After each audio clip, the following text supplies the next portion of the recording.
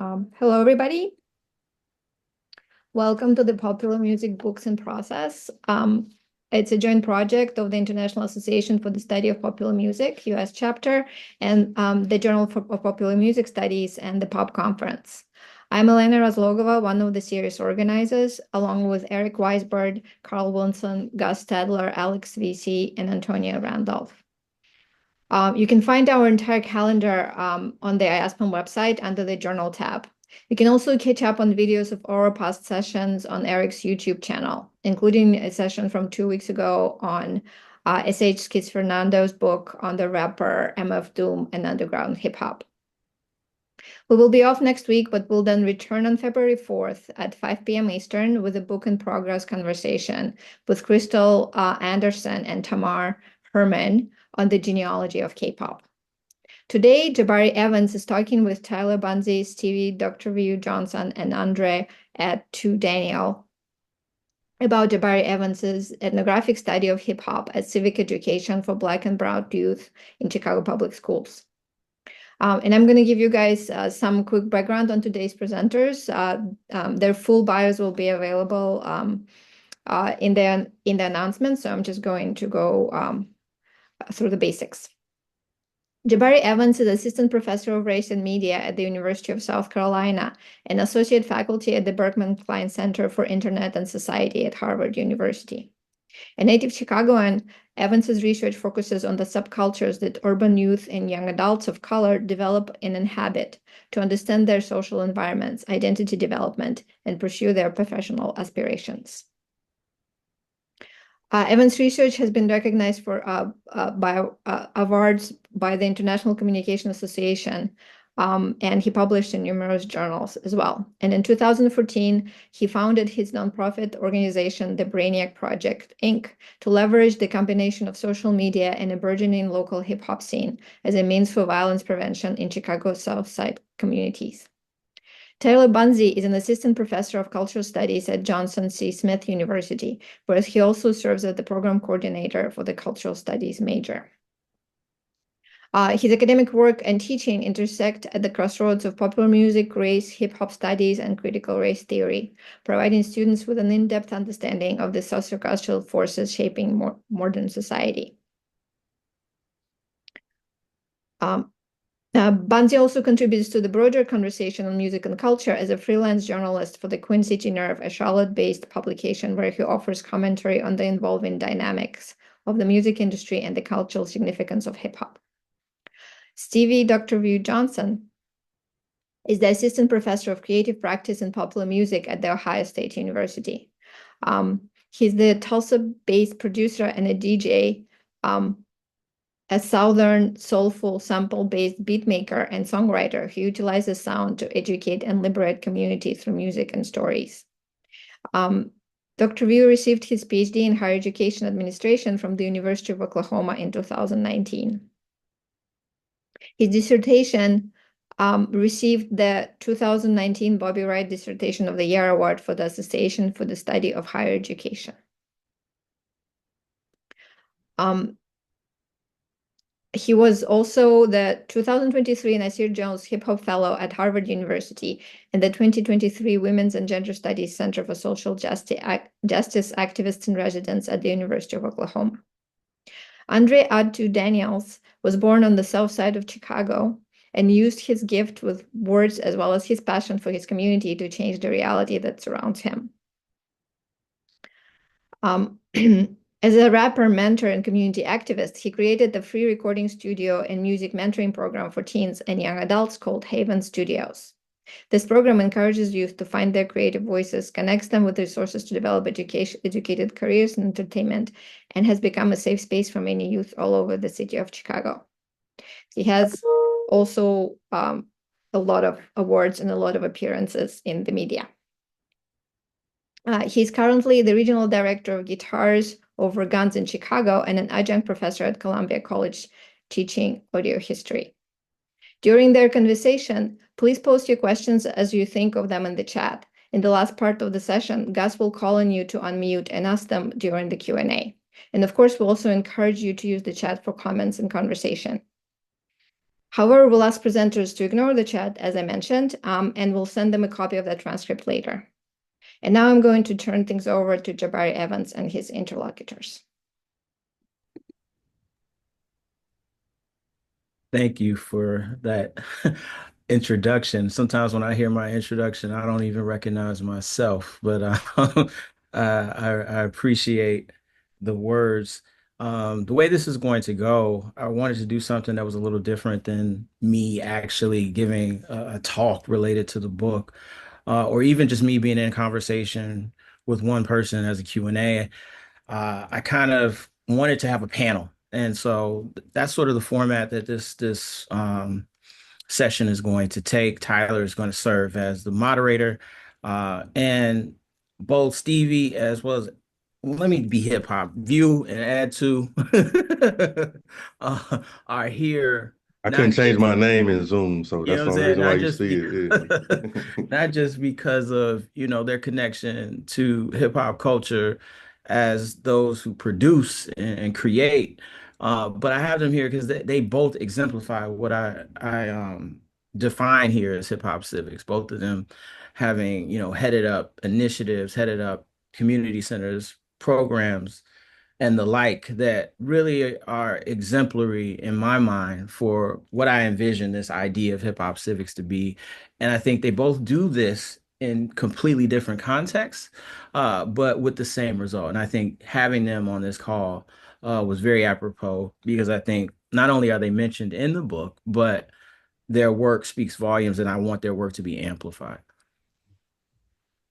Beautiful. Yeah, and so in moderating the conversation here, we're going to start with a couple of questions just so everyone can get a sense of the framing of hip hop civics. And so the first couple will be geared towards Jabari specifically, but with inviting anyone else to jump in as appropriate.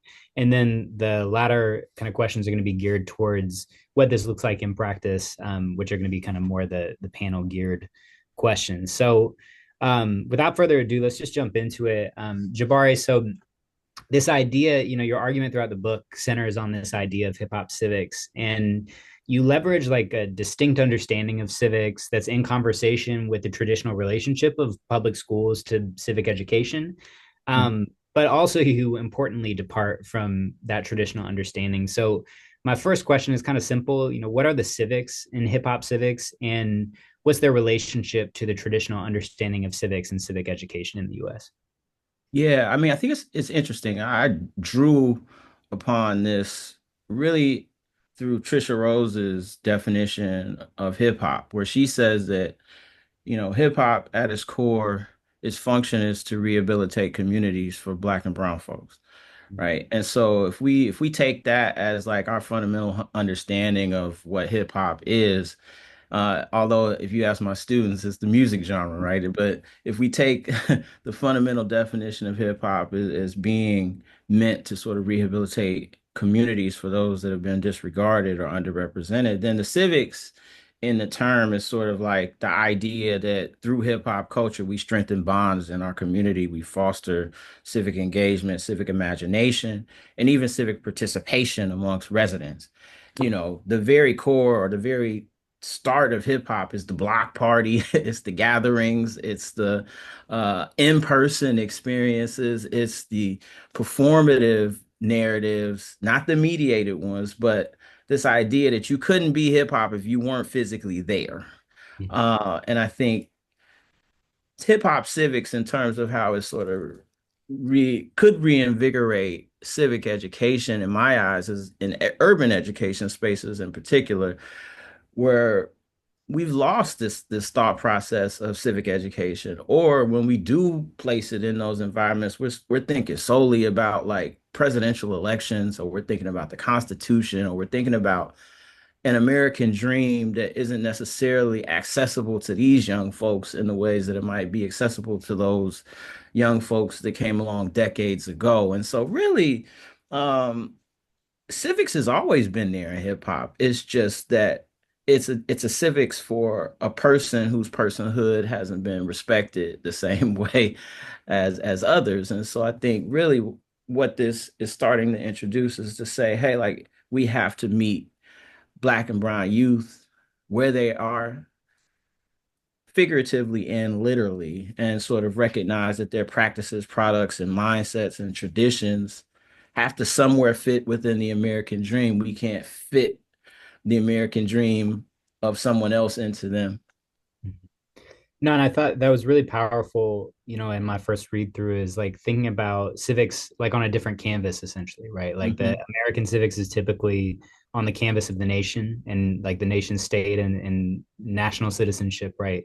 And kind of rethinking citizenship in a hip hop sense means like starting off with that unit and respecting, one of the things that you get at over and over again is respecting the autonomy and critical consciousness of students themselves without trying to mold it into something different. And could you speak a little bit on that about this idea of like that hip hop civics in and of itself requires us to respect the civic consciousness of our students? Yeah, I mean, I think when we think about like particularly the context of this book, where we're talking about Chicago, talking about the South Side, we're talking about an area that really has, for lack of better terminology, an exemplar where the Black arts movement was something that was a thing far before hip hop, right? And where we see this intersection of Black folk who have an understanding of how they want to represent themselves, how they want to represent their communities. I always talk about Chicago being a city of neighborhoods. There's 77 neighborhoods, right? But there's within those 77 neighborhoods, like I want to say 22 that are at least 70% Black or more.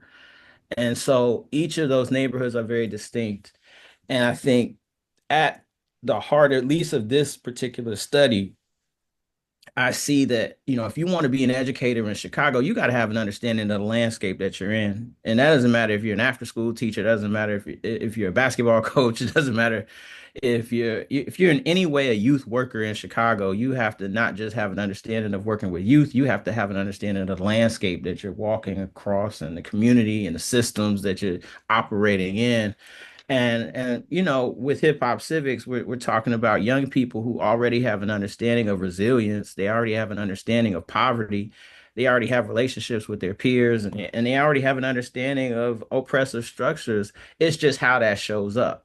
Now, for some of those young people, that shows up as like them wanting to be poets and them wanting to get into more protesting and community activism. For some, that means they want to become athletes and kind of find their way to fame and fortune and give back to their communities financially.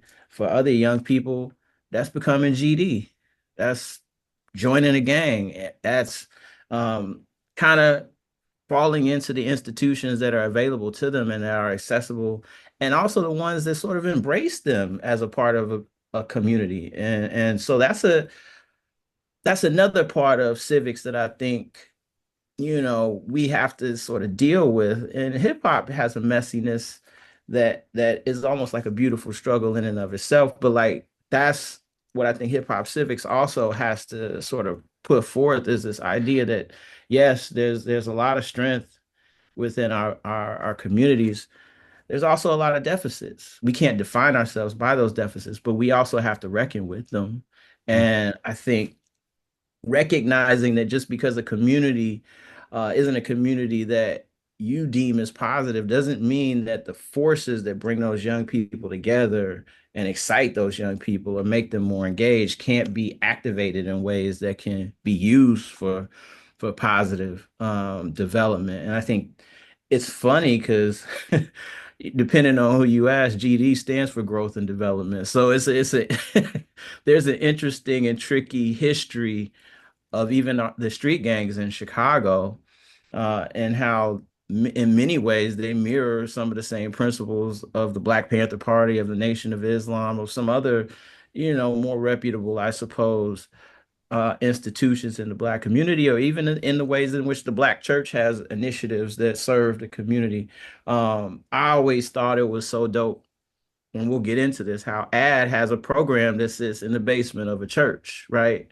With young people who often, I guess, are making music that don't always necessarily um, go along with what the congregation might deem as church-like or God-like or Christian-like, but that conversation being had between generations, also between just viewpoints, and just even having the willingness to be able to sit down with one another and be in community with one another, because we're all residents. That's a part of civics. And I think when you understand that that messiness is happening before the kid even comes into the classroom, if we're able to recognize that in some way, then we're able to sort of create a level of hope and empowerment for the rest of their school day. And so that's really getting at the core of what I wanted to do, even with the program that's being highlighted in the book. But then taking that a step further after the dissertation, I was like, there's got to be other people across the country doing the same thing and seeing the same results. And I come to find that yes, there's tribes of individuals who are doing hip hop based education from this mindset, but there was no framework to wrap around the work that they were doing other than calling it heart work or something that doesn't get funded, right? Yeah. And so along those lines, and you've gestured toward this a little bit already, if that's what the civics is in hip hop civics, like you also said, my students think of it as like the music genre, but you Mhm. also regularly examine throughout the book, like all these different expectations of and both understandings and misunderstandings of hip hop, like with students, with teachers, especially with administrators and funders and the general public. So in the practice of hip hop civics, like what aspects of hip hop culture are the students encountering in these spaces and from whom? And this is for everyone, not just for Jabari. Like what is the hip hop that you're talking about in hip hop civics? Mm. Well, in the case of the Foundations of Music program that is the subject of the book, the actual creation of hip hop music, the production of the beats, that's at its, fundamental space. That was the hip hop, right? It's the cultural practice. Beyond that, again, if we look at the elements, the ability to formulate knowledge of self, uh, to do community work, those are oft forgotten elements of hip hop culture. Um, you know, I guess because hip hop is seen as like being more lighthearted and party oriented.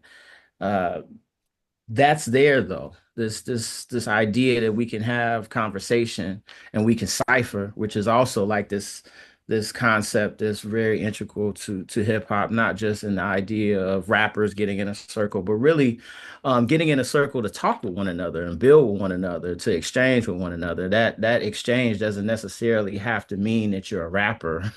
That exchange could be just exchanging ideas about what's going on around you. That exchange could be two producers talking about a sample. That exchange could be two DJs talking about a break, or two dancers talking about a move. Uh, but it also could be two individuals literally just talking about something going on in the hood, or planning an event in their neighborhood or planning some sort of action in their neighborhood. And so I think that's where the hip hop showed up in this program, because we didn't try to shoehorn it into a common core subject. The idea was to say this is somewhat of an experiment. We want this to be interest driven on the students' end, and we want this to mirror not just even what it would look like in an after school program. We really wanted to have a studio space that mirrored what goes on in actual recording studios, where creatives just sort of are building with one another and figuring out like whose role is what, also mentoring one another, but then the teacher not serving from this didactic point of view, but being more of a like just a older mentor, facilitator type of role, almost a point guard if you're a sports fan. Stevie, do you want to add anything to that? Oh, sure. Well, I think when I'm starting to think about the spaces that we create from, and that mostly exist within our programming, it's almost like we encapsulate this rebellion side, right? Where it's like hip hop can be like, oh, you all have this thing, well, we're gonna do the opposite because we weren't given all these other elements, and watch us still create and be in the same spaces that we weren't allowed. And so, like, our program isn't typical by any means, right? Like, say, like Jabari mentioned, we have people making drill music in the basement of a church. And that is about as opposite as it gets when you get to thinking about the content, thinking about the conversations, or even just the perspective of what this music is about. But then from this space, it's like we're bringing community together because they also are the children who are lacking these connections with family members. And now they have church members who come in who monthly may come in do feeding.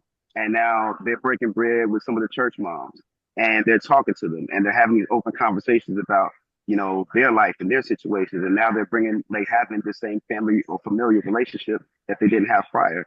They're hearing their stories. We'll play their music. And at first, it's jarring because of the language. But then as they're listening to what they're really saying, they ask them, like, what are you really saying at the heart of what you're talking about in these verses? And you hear them talking about the things that they've witnessed. You hear them talking about how they cope, what the defense mechanisms that they are showing, but they may not realize it has terminology to. And it's like this space that might go unconscious, that people kind of just float through life and they do. Now we're able to kind of build these bridges so that they have an understanding about their community. They have a respect for their community. Other members who walk past them in the streets now will see other young people and say, well, I've known this young man's story, so maybe I can also ask this other young man about his story, or give them empathy, or give them grace, and that they have time to grow into who they need to be. And so music is the place that builds it all together. It's like the foundation. Like the music is what got them into the space, but that isn't the thing that keeps them. The community is what keeps them. So if we're able to create the space that allows the conversation, that allows the mentorship, that allows the camaraderie, like it becomes the biggest tool that I feel like sometimes we don't use as best we can. Yeah, I think Jabari mentioned the word, it was slight, but I caught it. He said experimentation. And I think with experimentation, you can still have organization and structure. And so a lot of times when you have an organized space, i.e., a studio that may actually be a classroom, and just in a different space, it allows people to kind of let their hair down. And I can provide an example. I was working with some students and developing a project, and I asked them to bring artifacts about what is their definition of freedom. And so one of the individuals brought a Polaroid camera, and they said, the only time, and these majority Black students, the only time I ever feel free is when I take a picture. But they also said this amongst other individuals in the space that they did not know. They said, only time I ever feel free when I take pictures, but I also know my freedom is limited because with the Polaroid, there's always a white border around it. So imagine someone providing that, that lived experience. And then for others who may identify as MCs or, spoken word artists to be able to take this individual's lived experience and make it a part of a larger conversation context. And so literally a song was created called Polaroids. And the hook says, I was looking at these Polaroids and books I got loans for. I didn't know about Black Wall Street till I was 24. So context, you got individuals who have graduated from an institution from the state of Oklahoma. I'm looking at these Polaroids. I'm looking over my lived experiences in college and books I got loans for. I accrued debt over time. And yet I got a degree from an institution from the state of Oklahoma.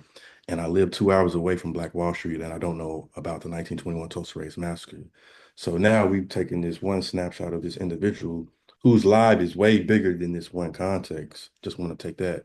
But like now we've taken this story and made it a community story that now speaks to the individuals, but also is bringing kind of this rebellious, aspects that, Add to is talking about, like, yo, like, what is the institution doing that needs to be fixed, and why are they not educating us in relation to our history? So I think, again, that is where the civics comes in, that people can really just let their hair down and talk about their experiences, but also support each other along that way, even of developing a creative, creative work like an album. And so along those lines, I think in a room like this, it's easy for everyone to be like, oh, hell yeah, like this sounds great. Why aren't we supporting this? Fund it, let's do it. But obviously this has this has a tenuous relationship with our school systems, right? Especially when you were talking about experimentation, right? Our schools often, privilege measurability over experimentation, and we're outcome. I was trained as a secondary educator, so I know all about outcome based education, and you got to follow the trajectory to get to that singular outcome. And Jabari, you talk throughout the book about all of this, like a sort of dialectical, like a struggle between the presence of hip hop based education in these schools, especially through Title IX school-wide programs, but also like the dialectic between their presence and administrators' understanding of what they're supposed to deliver. So can you guys talk a little bit about like what are the kind of like back and forth struggles of continuing these types of initiatives and working in these types of contexts where administrators, teachers, and even sometimes, Jabari, you write about other teachers, like kind of rejecting some of these programs, between like the administrators, teachers, and students, and how maybe their understandings of the space are different, and what struggles that bring to doing hip hop based education in the classroom. Yeah, in the context of the book and what we were trying to do again with Foundations of Music, you're kind of between a rock and a hard place, right? Because you're not employed by Chicago Public Schools, but you're being contracted by Chicago Public Schools. And so there are like guardrails that you kind of have to follow and measurables that you have to meet, but the program can always be tailored. I like to say it's almost like matchmaking or speed dating in terms of like how the principal of that particular school is willing to let you sort of use the guardrails to your advantage or not use them to your advantage. For instance, chapter 3 of the book is called The Highs and the Lows, right? It's interesting. All of the chapters are named after songs by Chicago artists. Highs and the Lows being a song by Chance the Rapper, but the highs and the lows were really what it was. When I talked to KP, when I talked to Supa, when I talked to some of the other um, teaching artists, like they had a game plan walking into every school building that they dealt with. And that was due to the training from the organization to talk about this program as being intimately related to this idea of one, positive youth development, B, media literacy, and then C, civic education. And if they had to have conversation even further than that, it would go into this idea of reimagining music education for schools that typically did not have full-time art teachers, let alone a music teacher. And so that's how they got the funding. It's like the funding was given to the schools. The schools then pick out the programs. It was called a Creative Schools Grant that principals are given, right? And due to that Creative Schools Grant, that money can be broken up however that principal wants. It could be a one-off trip to the museum. It could be going to a concert or an event. It could be having a blues legend come in and give a master class or whatever. Or it could be, in the case of our program, having a teacher be there the entire year, come in, set up the studio, and create music with these young people throughout the course of an entire school year. But again, there were three things that came from this that repeatedly came up. One was this thought that we have to reframe what we do and know the language of what it means to match the outcomes that those in the building and those who work for the district want to hear in terms of how the outcomes of this program relate to standardized testing. And a lot of that was proponent of thinking about media literacy as being 21st century skills related to STEM learning that have, lots of research that's evidence-based saying that, music helps with spatial learning, music helps with STEM learning. And that media literacy is the new literacy of the 21st century. And that in placing hip hop in this building, you're allowing Black and brown youth that typically would be disengaged to engage in this stuff. And then the second thing was a unique way of looking at it. In Chicago, there's actually vocational schools. And we were working with fifth, sixth, seventh, and eighth graders. So the idea was like, hey, we get these young people in fifth and sixth grade thinking about vocation.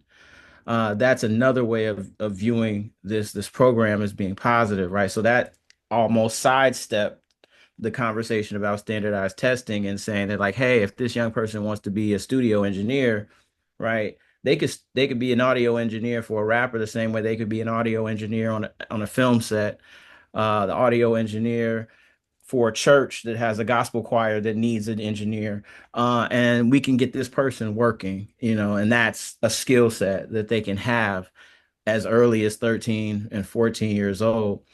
And I think that was another means of us being able to show an outcome or an evaluative thing where this person has a certification in using certain types of software that are integral to media industry, right? And I want to say right around the time of this study, there was a major film studio that was built in Chicago. I forget. I think it was. I forget the name of the film studio. Ad might be able to help me. Intersect. Cinespace, yeah, where the TV show Empire was being filmed.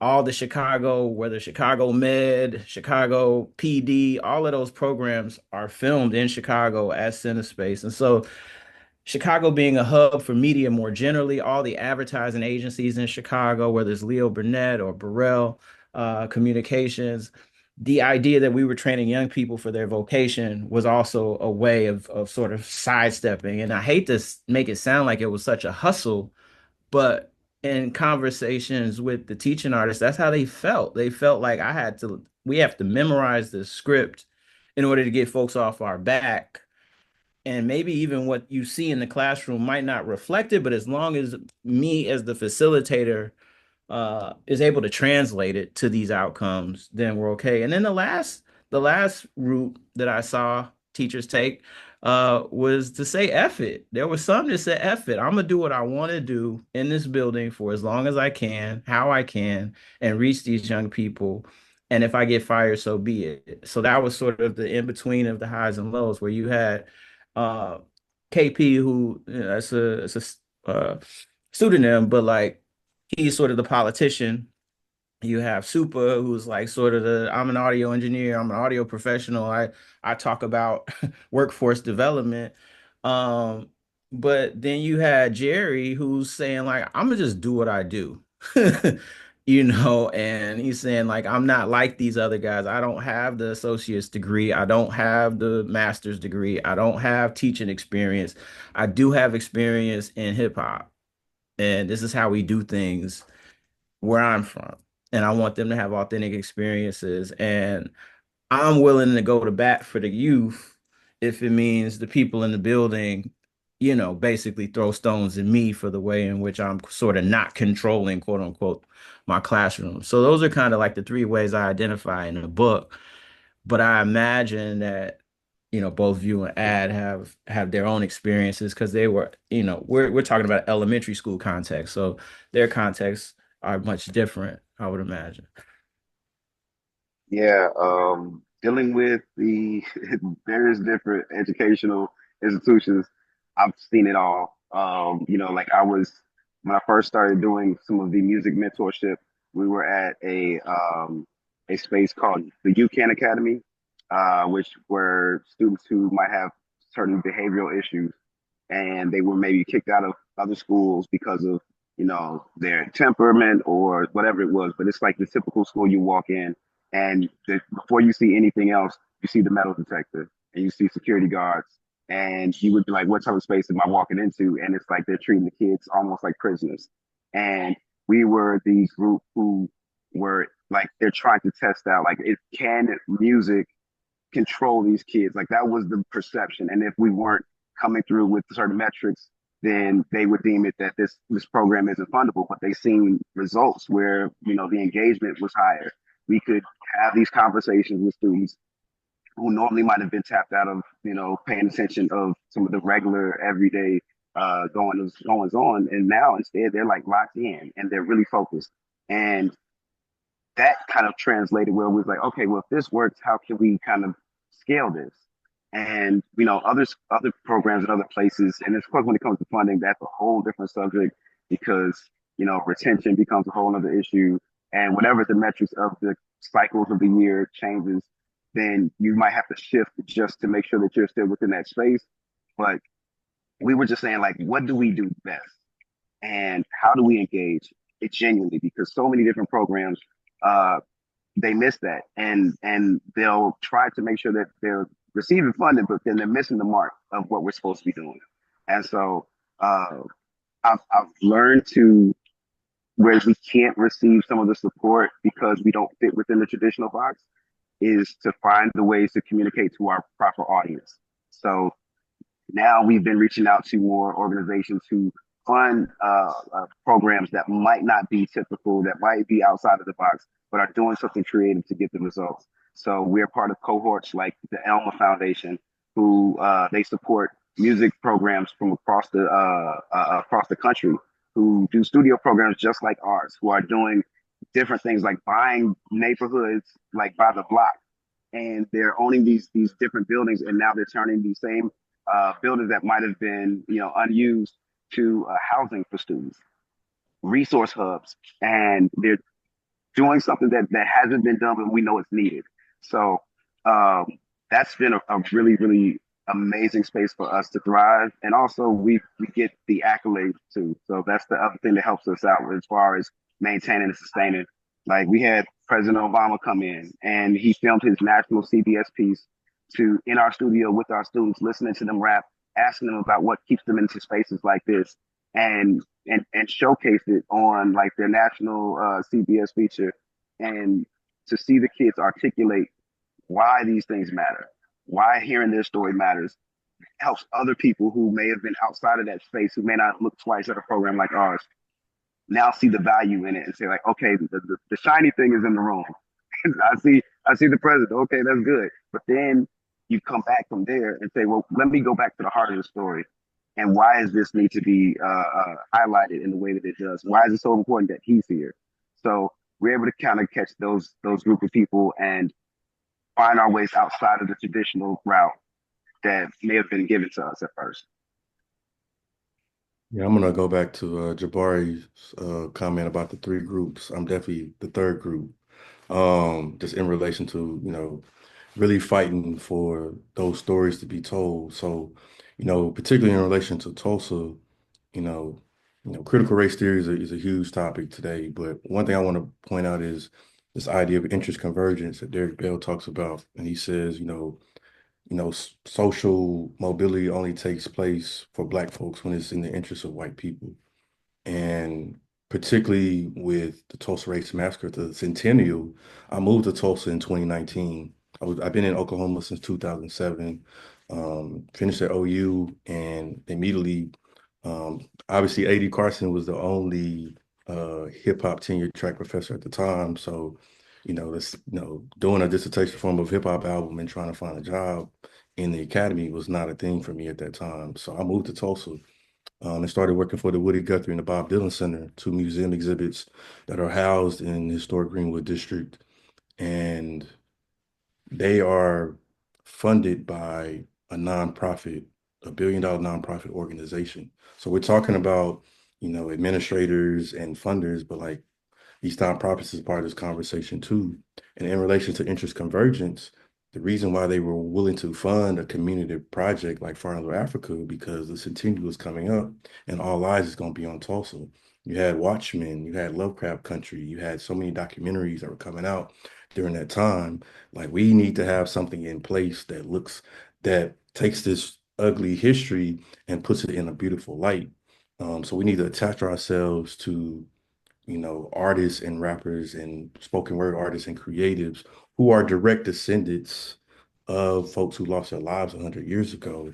And let's fund this project for them. But when it comes to really telling the truth and being authentic and not allowing censorship to take place, that's when, alignment kind of breaks apart. And so that's just something I want to kind of bring to the forefront too, is that, there are opportunities where these individuals do get funded, but when we hold ourselves accountable to the civics and to the culture and to the experiences that we find that are truthful to ourselves, because at the end of the day, we're not just speaking on behalf of us, we're speaking on behalf of folks who lost their lives, but also future generations.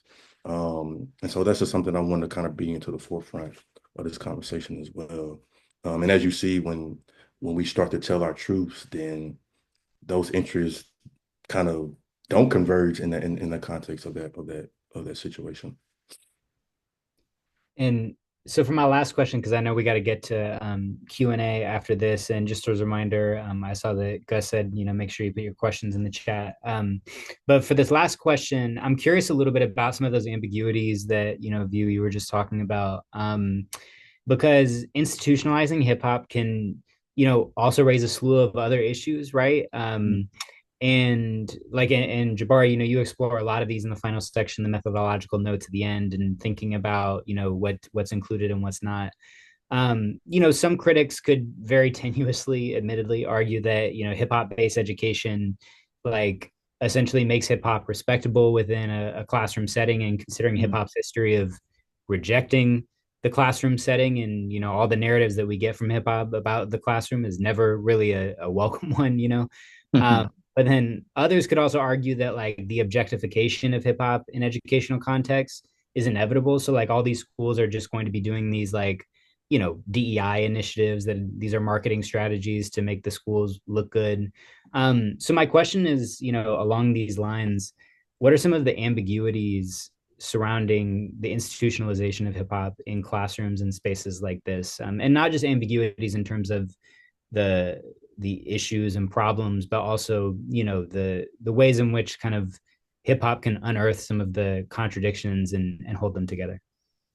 Yeah, I mean, it's a fine line, right? Because I think on the one hand, even I myself, someone who from Chicago, rooted in the culture, not just a researcher, but someone who's made music, someone who's, been a part of what I would consider to be the hip hop scene in a very authentic way, from the neighborhoods that I'm dealing with in terms of the schools that I'm talking to.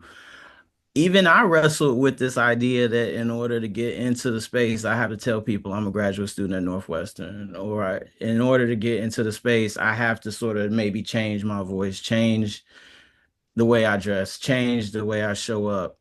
And at times I did feel like, oh, well, maybe I'm the show pony for this thing, right? But that's where I had to do some internal work within my own self, and then kind of, go back to the drawing board and look at the goals that I set, look at sort of what was my reasoning for getting into this in the first place, not just my reasoning for getting in the classroom, but what was my reasoning for getting involved with hip hop in the first place.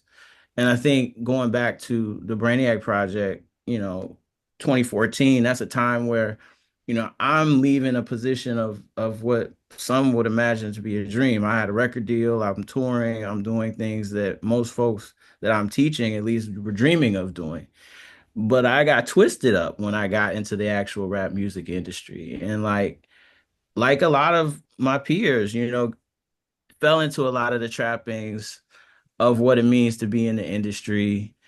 And a lot of my goals shifted from being attached to like wanting to help my hood, wanting to kind of put people on, to just really listening to what A&Rs and executives who weren't tethered to my communities were telling me to do. And it backfired in a way in which, I did what A&Rs told me to do, and I got dropped from my label. Right. And so for me, I made a decision at that point in time where I was like, all right, well, I'm indie from this point on. I'm gonna do things my way, and I'm gonna have all creative control of every aspect of anything that I do, whether it's the financial part of it, the branding part of it, or whatever.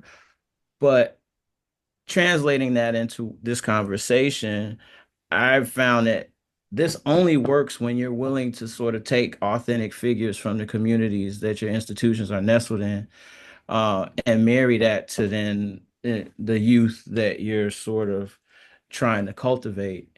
Otherwise, it's not gonna look quite like this story that I'm sort of painting in the book. And a lot of folks would tell me that, hey, you were brave in talking about some of the lowlights, not just the highlights. So I think that that's the other thing, is there's a lot of rose-colored glasses sometimes in loving the culture and not wanting to speak negatively about some of the things that the culture can promote or create even within our communities. And so I think that was the thing that when we talk about the ambiguities, it's very hyper local. We're at a space now where hip hop is past its 50th year. And so that's the conversation I'm starting to have with some of my newer projects that are investigating specifically Chicago drill, right? Where it's like that's a very specific piece of hip hop, but it's still hip hop. So what we mean when we're talking about hip hop, we got to be real specific with what we're even talking about at this point, because my hip hop and my 17-year-old son's hip hop might be two different things. And so we sort of have to get over, our version of what hip hop is even defined to be. And we have to start thinking about subgenre, and not just subgenre, but the hyper locality of it. So if we're talking about hip hop based education, this ain't gonna be one size fits all. You're gonna have to start thinking about some real community factors, and it's not even just one city fits all. It's very much down to the like this block is this way, this block is that way, and so that takes some willingness to do more work. And I know for school administrators and school teachers, that's another thing you throwing at me. I don't want to do that. But I think in forming these partnerships with community organizations, you can then kind of circumvent that and outsource it. And that's what I've seen be successful, is that those who are rooted in those communities, like these two brothers that are on the panel with me, it works when they understand the landscape for you and they form the relationships for you. And like, don't worry about how the sausage is made. Just know that when it gets on the plate, it's gonna look how you want it to look. But don't worry about how I make it. Yeah. Let me cook, right, so to speak, as the kids are saying. um, but yeah, that's my piece on that. Really, really quick, I just want to say this before we get to questions. I'm in the School of Music at Ohio State. Me and my colleague, Dr. Jason Rawls, are developing a hip hop studies minor. And a lot of conversations we talked about when we started last year in the fall of 2023 was that, we took a risk coming to Ohio State because we don't need the institution, but we understand the value of being in those institutions and serving like students who want to understand, theorize, create, develop, or just understand what hip hop can do. And so a lot of times it's like really having conversations about eliminating barriers. For example, there are more advanced, more wise, more credible folks in the culture who can teach better than myself and maybe Jabari and add to, but don't have the credentials that we have. And so how do we create opportunities for them to be in those spaces and teach, whether that's from a lecture perspective or whatever. But those are things that we are wrestling with, of like, what's the red tape? What are the barriers? And how can we utilize hip-hop civics to develop programs that really speak to the culture, knowing that we got folks who are looking at us like, why are y'all even attempting to bring hip hop into those type of spaces? So just something else I wanted to kind of bring into the forefront of the conversation too. Yeah, and I guess my space that I'll connect back to it was we're all of us are starting to pioneer this space that hopefully a generation after us and a generation after us is going to look way different. So like I remember when I was still touring, I would get invited to be like a guest speaker at different colleges. And when I would listen to the professors who were talking to them about hip hop, I would be like, oh my God, yo, y'all should just scrap all of this right now and reteach everybody from the beginning. Like this is all wrong. And then, I would see some of the ways that they thought was engaging, and I was like, oh my God, everybody's getting a lesson on what not to do.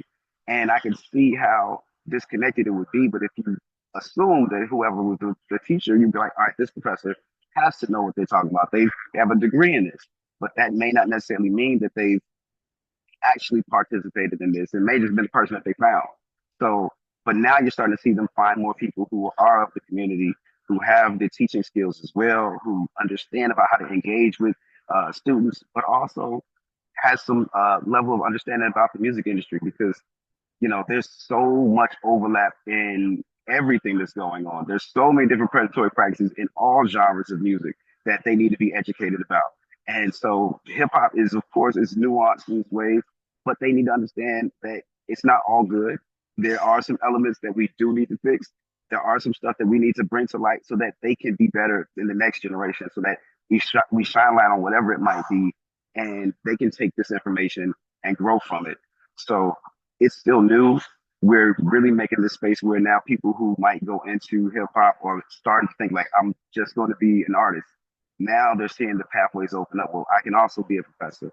I can also be, a label owner. I can also be into licensing music. I can also be like, there's all these different layers that we didn't know existed 25 years ago. And so our job is to cultivate these spaces as best we can, nurture them so that other eyes can see it, make sure those pathways are acceptable to others. And, who knows, 10 years from now, we'll be looking at a whole different generation of music educators. All right. Thank you all so much. This is incredible work you're doing. And yeah, just an amazing project. And it's really wonderful to have you here to talk about it. So we have some questions. And the first one is actually mine. And that's, I was thinking about Stevie's mention of Black Wall Street and the Tulsa Massacre. And it made me wonder whether any of you could talk a little bit more about the role transmitting history plays in hip-hop civics, and also like, is the history of hip-hop important to hip-hop itself important to that, to the civic process? I mean, yeah, like to say it plain, yes. I will give an example. So when I think about hip hop civics in relation to the work in Tulsa, it's a mindset, but it's also a foundation to like establish something being created like for the purpose of telling history. So a lot of times when there were 60 artists on this project. So it's like Wu-Tang times 6. Like a lot of egos, like a lot of folks were coming with righteous indignation because, they lost, their family lost something. But there was also individuals, we selected artists based on like, do they fit the mindset of what Black Wall Street represents? Like that in of itself is like hip hop civics. Like, so the people that we select or are allowed to be a part of this project, it's not about that they're the dopest artists. It's like, do they fit the mindset of where we're trying to go for this project? So when we select those individuals, a lot of those individuals like, yo, I'm honored to be a part of this, but I don't know anything about the history. I don't know if I can bring something that will really provide context to this story, to these lives that were lost. And so again, it's about, how do I leverage culture versus like institutional like records? And so developing a partnership with the Oklahoma Historical Society and saying, yo, can we get some primary sources, put them on a flash drive and give those to artists prior to them going to the recording spaces? And so again, those are just unique ways of like leveraging, and those artists then being in these spaces of recording and just having conversations about, yo, this is what I learned, and like, this is what this 16 gonna sound like. You got something for it? And so yeah, being able to bring those different worlds together in the context of history, but also you mentioned like history of hip hop itself, like, Jabari mentions like the locality of this, like there's history, there's Tulsa hip hop history that people don't know, even in Oklahoma. So even inviting those folks who are like the originators to participate in the project and just like have conversations. The studio again becomes the classroom or the barbershop, or even if they're not recording material, they're just getting game from people who started hip hop in Tulsa. And like, what does this mean in relation from you starting to where we are now and what we're trying to share with not only Oklahoma, but the entire world? Like, what wisdom can you provide as we develop this project? How do we provide honor not only to the ancestors, but to the people who started hip hop in Tulsa? So I think those are just some ways that like I personally, I don't theorize about these things. Like I practiced it. We recorded an album in a former KKK house that's now a Black creative space. Like that's something that I don't have to just write about. I've lived it, and other people have lived that too. So hopefully that answer your question. Yeah, to piggyback that, I would even say like, Ty Boyd used to talk about hip hop a lot as being the new civil rights movement. And I think I'm of an age where when you were in elementary school, you couldn't even mention hip hop in the same sentence as Black history because it was seen by the older generation as not being a part of that legacy or putting a stain on the legacy that civil rights sort of led for us. But if we take, Dr. Boyd's sort of thesis that hip hop shouldn't necessarily be separated from Black studies or shouldn't necessarily be separated from African American history. And especially now that like we have 50 years in, we're not calling this a fad anymore, right? This is something that's pretty much intrinsic to youth culture, but it's foundationally in Black culture. And I even argue within the book that this is, African Americans, you know, seminal contribution to American culture, and if we look at it from that perspective, we're at a space now where we can start to make the connection between the civil rights era and hip hop generation coming to fruition. And by drawing that connective tissue, I think it makes it easier to bring that into the classroom. And now that we're in the digital era where media literacy allows us to draw from so many different mediums and so many different methods of talking about culture, I think it goes without saying that in this particular instance, hip hop civics is about allowing them to use technological tools of today to connect to the past. And that's something that hip hop has always done through the methods of sampling and borrowing and things of that nature. But now, more generally, Henry Jenkins talks about us being in a participatory culture. Hip hop's always been a participatory culture. So, in many ways, hip hop's always been ahead of the curve, but now people are just now catching up to its usage and its meaningfulness beyond entertainment and beyond even activism. But this idea that you can really truly learn about yourself and learn about your community and learn about democracy and learn about all of these things through, what used to be informal learning about hip hop or living and participating in hip hop. But I think now we have practitioners and youth workers who've grown up fully embedded in on both sides. Like I know a world without the internet. I know a world with the internet. I know a world where hip hop was shunned in a certain way. I know a world where hip hop is being played in the doctor's office, right? So having that understanding and that ability to translate is helpful. And I'll end with a quote that like Murray Foreman told me. He said, "You live long enough, you become a historian." So I feel like as folks who are from my era, millennials are getting older, we're now being put in positions of power where we're able to instill that positionality to talk to those who are, you know, in Generation Alpha as well as Gen Z, but then also be able to speak and translate things to boomers who don't always get what hip hop is and what it means to Black respectability, right? Great. Thank you so much. The next question is from Andrea Evans. Do you want to unmute and ask it directly, please? That's my wife, by the way. That's so funny. Yeah, so I was and Jabari and I have had this conversation before, and it actually alludes to what he just noted, was that there is this movement of individuals who are in those leadership roles. So I was a principal for about 10 years in Chicago Public Schools.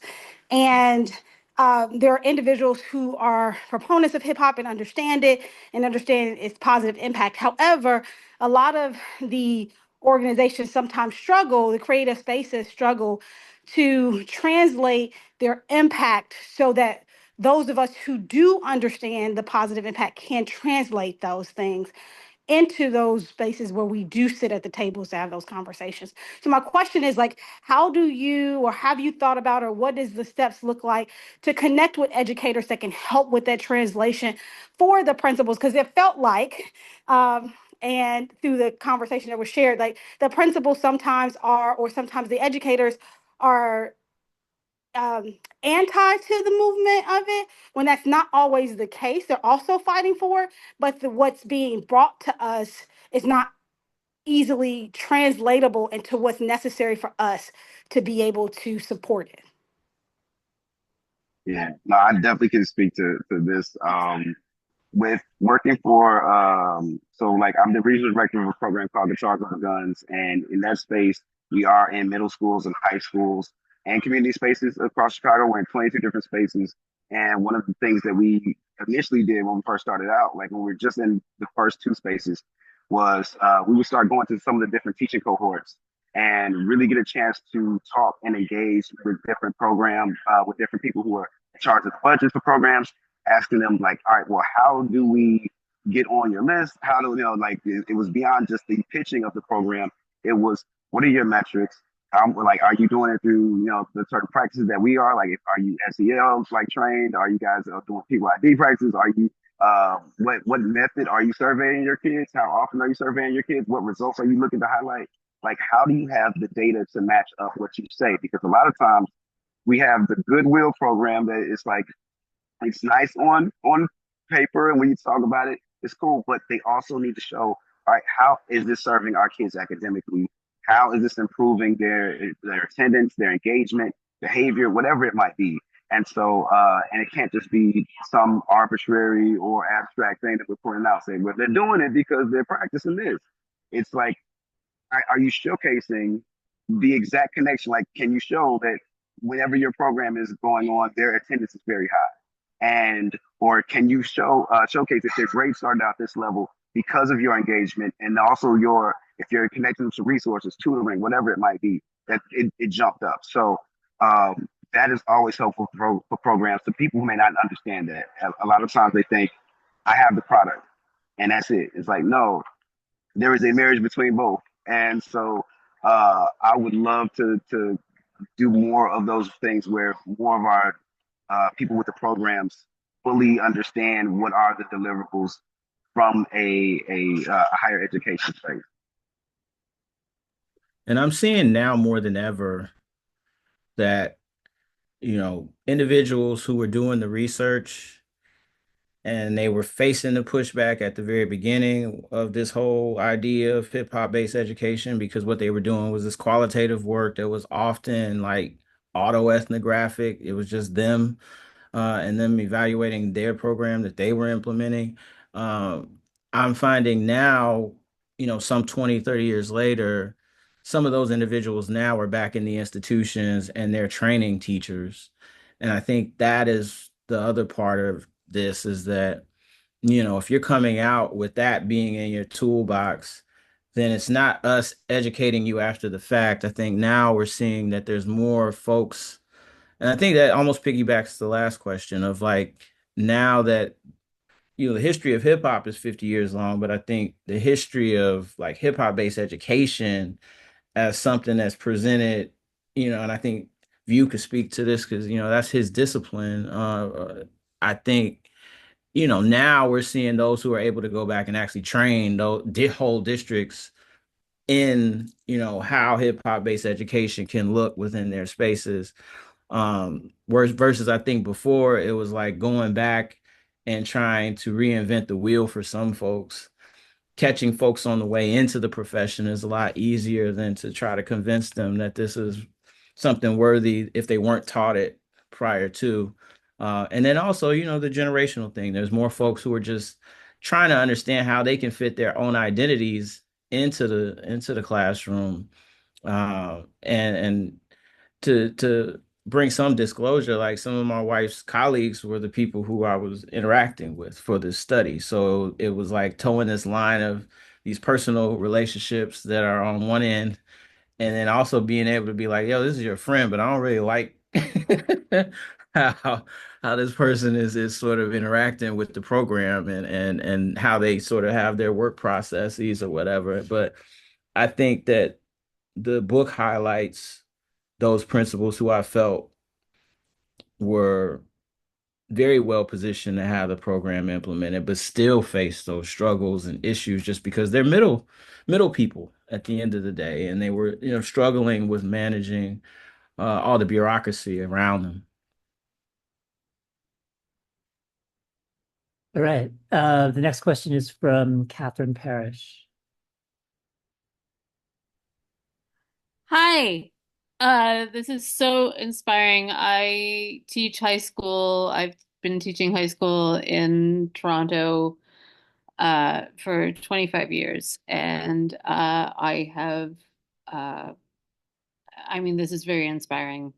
Um, I hate to ask this question because everything you've been talking about has been so hopeful and and so powerful, and I recognize all of it, but uh, you know, so much of it depends on institutional support, and you've talked a bit about this.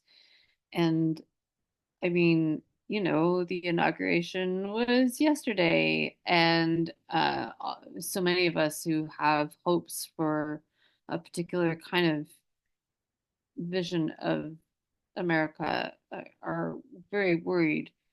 Um, and I know that Trump is proposing to disband the federal education. Sorry, I'm Canadian, so but he's proposing to disband the federal level of educational oversight, which I think would, anyway, so to bring more power to state level. Um, to what degree is the work that you're doing threatened by this? And offer me some hope. That's my question.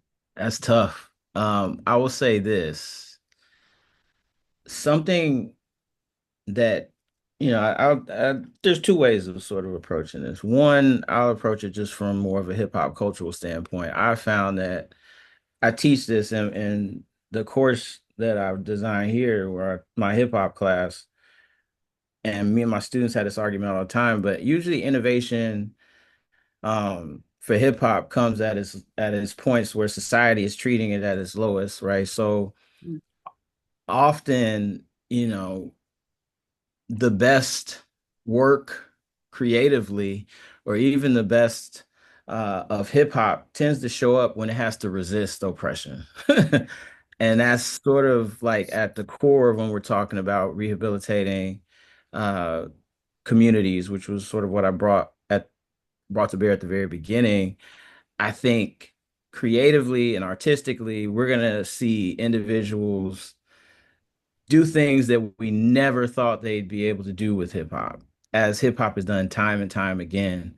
And we've seen this merry-go-round before, right? So out of Trump's first, go round, Kendrick Lamar becomes a Pulitzer Prize winner, Right. gives us Right. like some Right. work that's phenomenal. We also see, and these are just some examples. We see um, artists like Nipsey Hussle, who was perceived as an artist that thinks more about entrepreneurship and money making, join up with an artist named YG, who's known as a gangster rapper, to create a song called "Fuck Donald Trump" that speaks to the angst that they're going through. And we saw this happen time and time again with folks in hip hop innovating.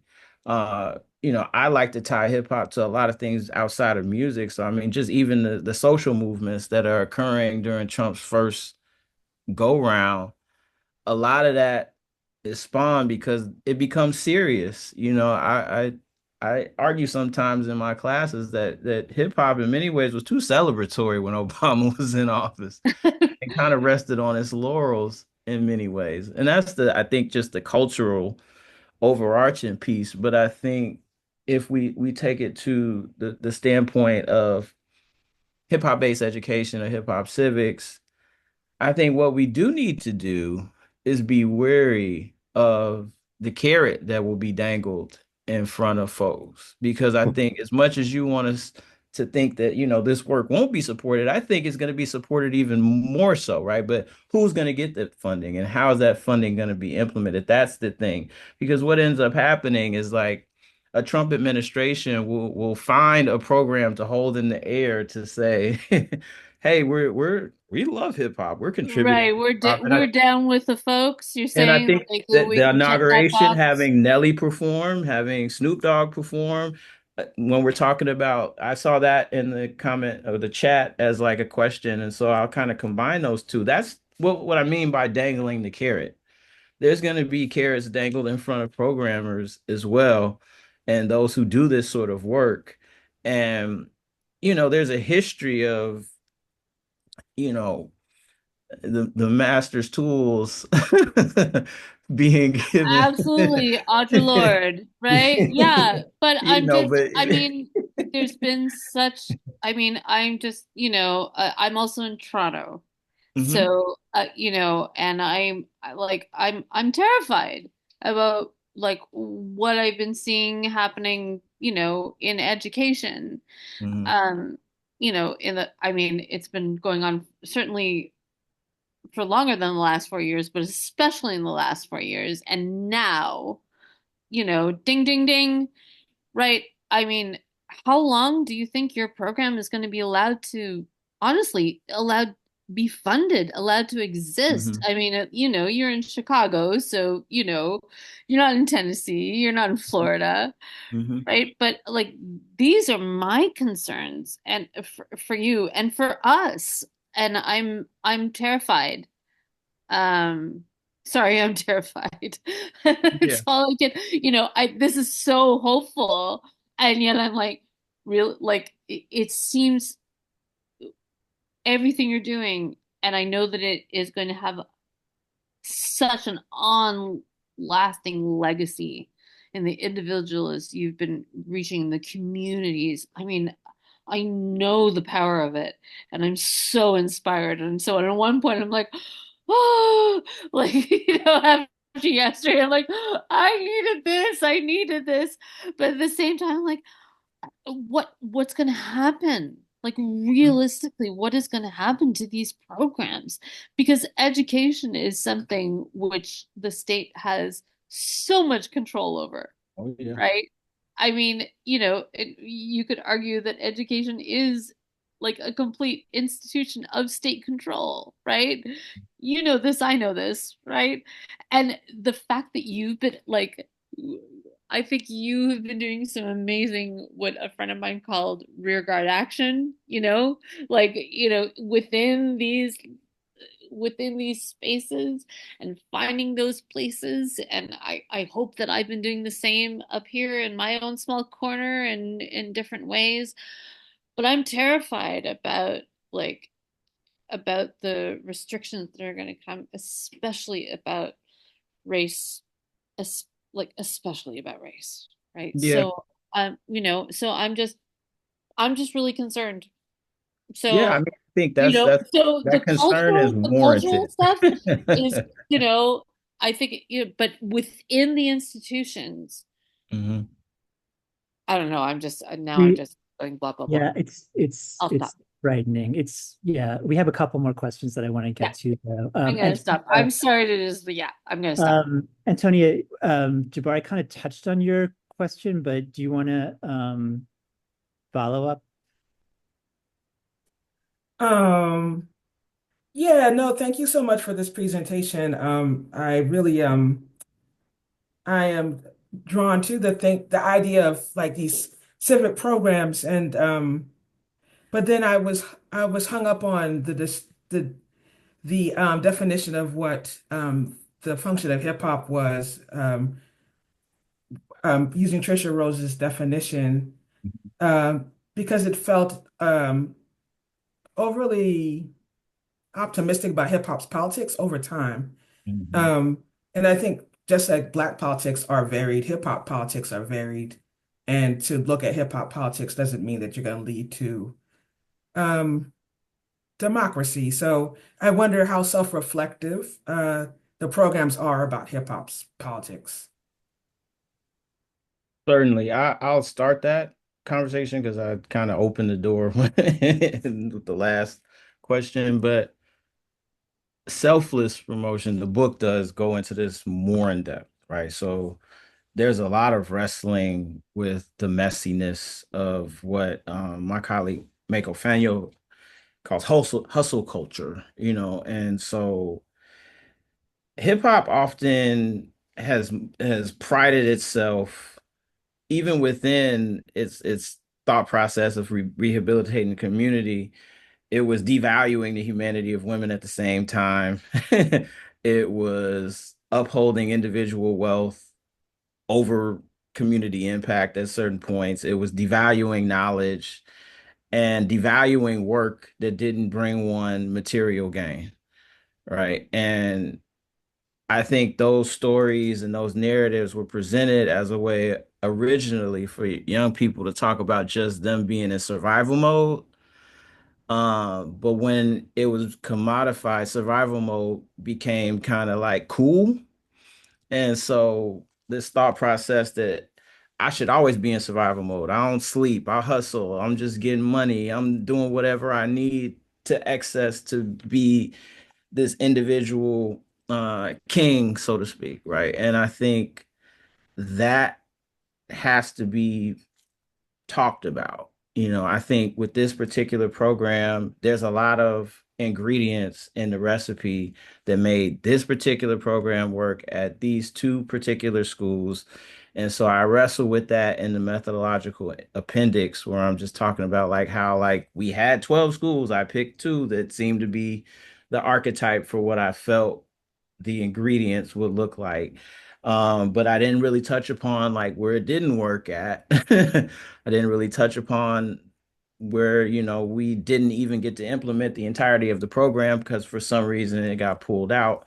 But even in the final chapter where I talk about how Foundations of Music, which is the organization that sponsors this program, has to become subsumed by another not-for-profit, and in the future the program is now like in the balance. Like these are things that the book kind of gets into for this particular case, but I think these cases are a microcosm of what I've been seeing go on with individuals all over the country, which is why, I was like, all right, well, we've had Trump before. And this has always been, it was tough then, it'll probably be the same. But I think for the most part, folks are still hustling and for lack of better terminology, and trying to get the thing that they do to the next level. But you're right that there is I don't want to go all the way Trisha Rose, but I also don't want to go all the way John McWhorter either.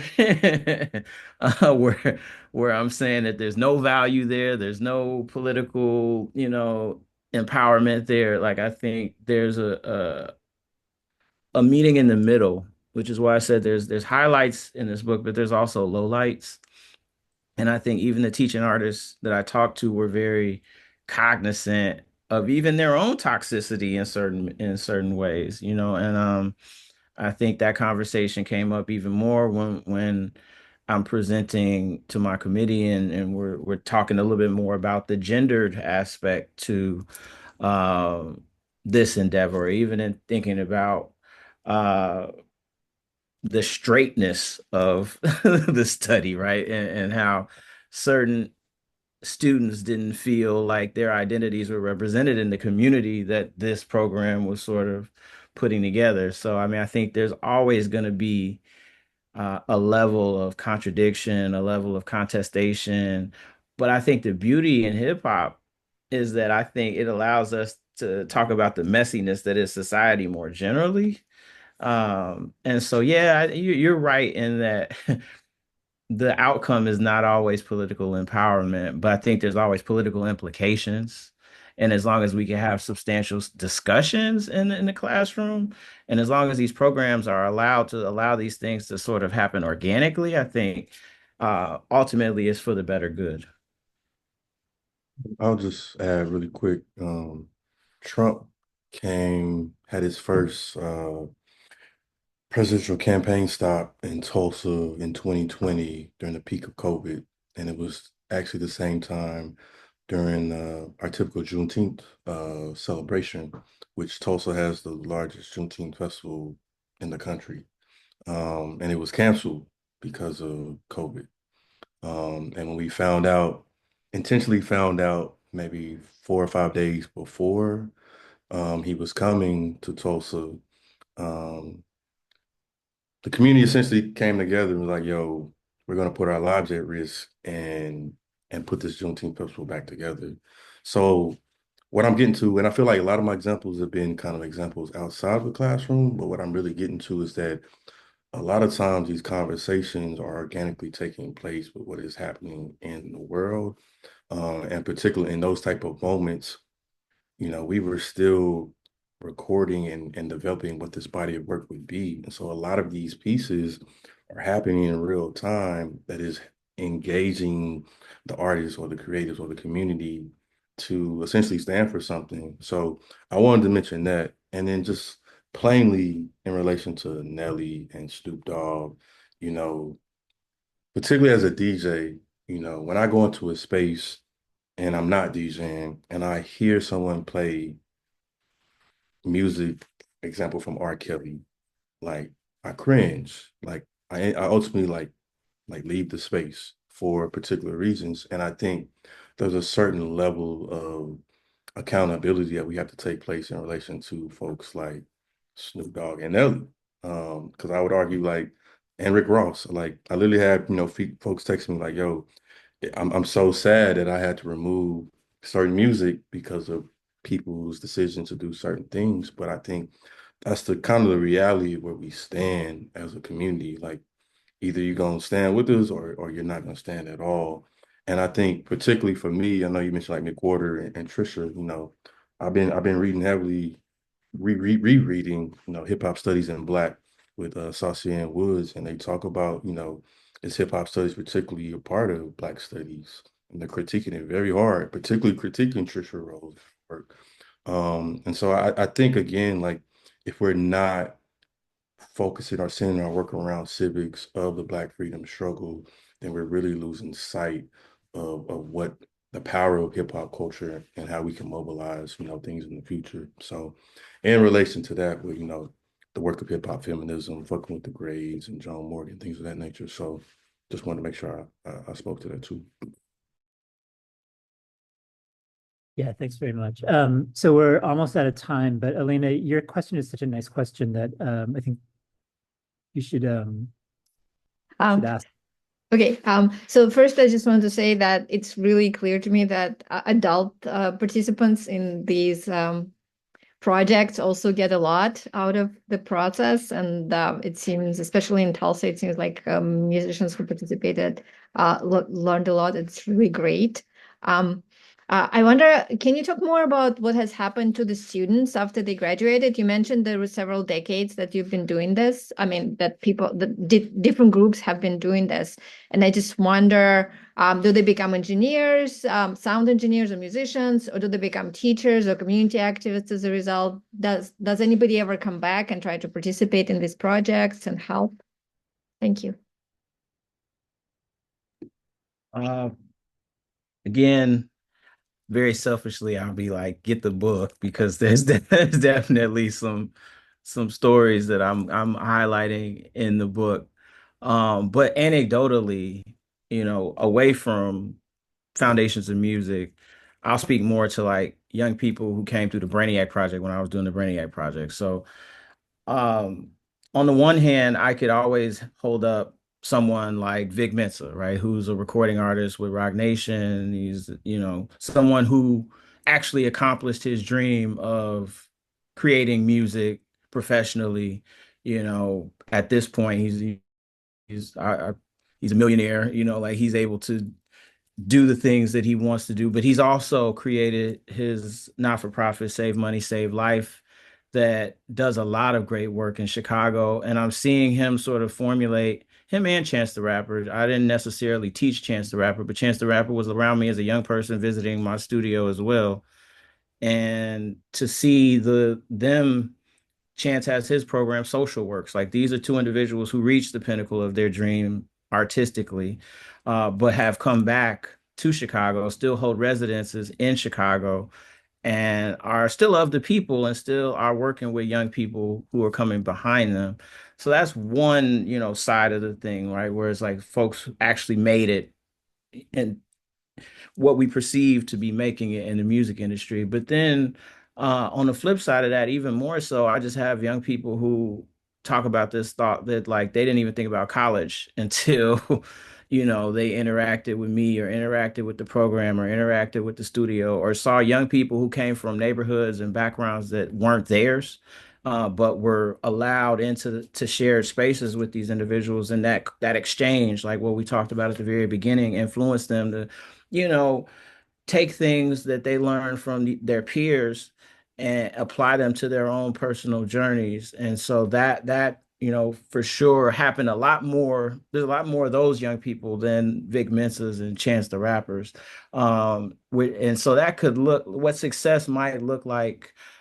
Yes, No Name is also someone who, before starting the Brainiac Project, I worked at an organization called Little Black Pearl in Chicago, and we had a studio space, and one of my mentors, a guy by the name of Brother Mike, uh he sort of governed that space, and No Name, Saba, Joey Purps, there's a ton of artists that come from Chicago that kind of were of the same cohort, were in that program, and a lot of them started off as spoken word poets who eventually moved into making rap music. But I'll say even deeper than that, there's so many individuals who I see now who have fashion boutiques, who have food trucks, who are now trying to be in local politics, whether that and even some that have gone into being pastors of churches or like, doing a lot of different things in the community.